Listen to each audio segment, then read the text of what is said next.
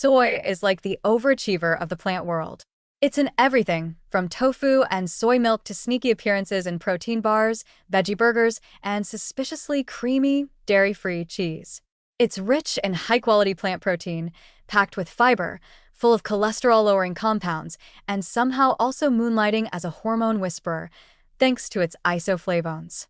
For vegetarians and vegans, soy is often the main character in the daily food drama. It's the go-to source of protein, the savior of stir-fries, the backbone of plant-based breakfasts.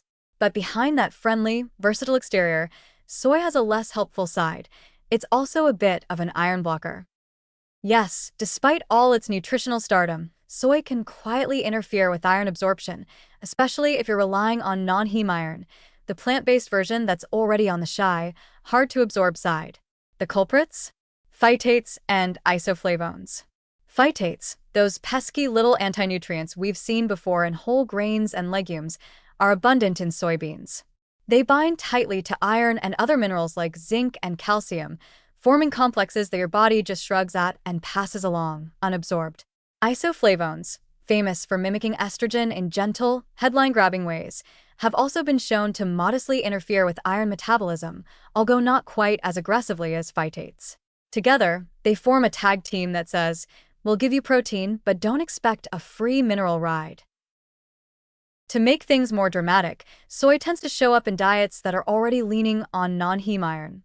If you're plant-based, you're likely getting your iron from lentils, beans, spinach, fortified cereals, and then soy waltzes in with a smile and blocks the door just as your iron tries to squeeze through.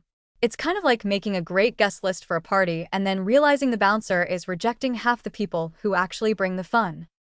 But before we cancel soy and go back to eating sad piles of steamed broccoli, let's be clear, soy is still incredibly valuable.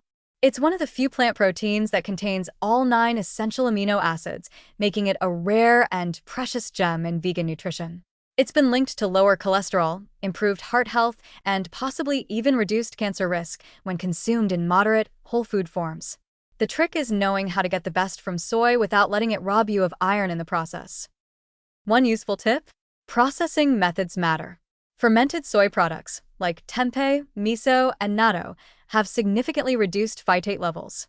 The fermentation process breaks down many of the anti-nutrients, freeing up more minerals for absorption. Tempeh in particular is a nutritional upgrade disguised as a funky textured delight, offering the protein of tofu with less of the iron-stealing attitude.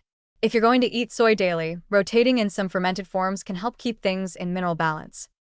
Another simple strategy: pair your soy meals with foods high in vitamin C, citrus, tomatoes, strawberries, bell peppers. These can enhance non-heme iron absorption and counteract some of phytate's iron-blocking habits. It's like giving your iron a support team to help it break through soy's clingy interference. Also, consider timing. If you're taking an iron supplement, don't wash it down with a soy latte or a tofu scramble. Let iron have its solo act on an empty stomach, or at least away from soy-based distractions. And if you're dealing with iron deficiency or borderline anemia, it might be worth talking to a nutritionist about how to balance your soy intake without throwing off your iron goals. In the end, soy is not your enemy. It's more like the ultra-productive coworker who accidentally hogs the Wi-Fi. It's not trying to mess up your work, it just doesn't realize you needed bandwidth too. With a few smart tweaks, like eating fermented soy, spacing out supplements, and leaning into vitamin C, you can enjoy soy's many benefits without sacrificing iron absorption. Because nutrition, like life, is all about balance and maybe a little bit of fermentation magic.